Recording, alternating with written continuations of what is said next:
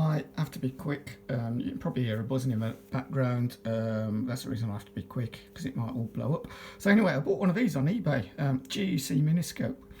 When they were new, they cost £8.10, no pennies, but it came complete with a broken transformer.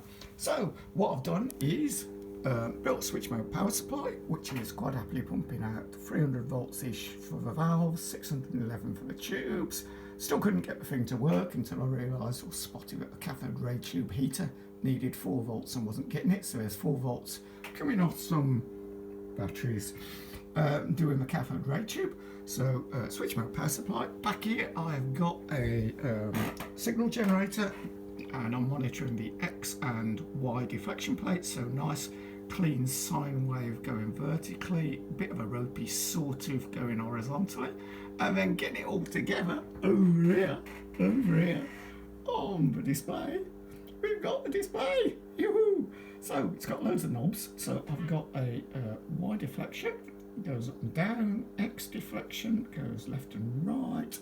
Got time-based control, yep, and that's a switched control. Don't know what that one does yet. Let's turn it and find out. Not a lot.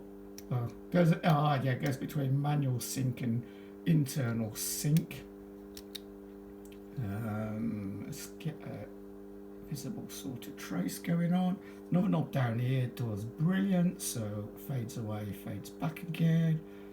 Gain, it's pretty much working, but like I say, it's making a hell of a buzzing noise. But that's the only thing that's been used out of the transformer at the moment, is the 6.3 volts for the valve heaters. So I just need to get rid of the valve heater circuit and the whole transformer.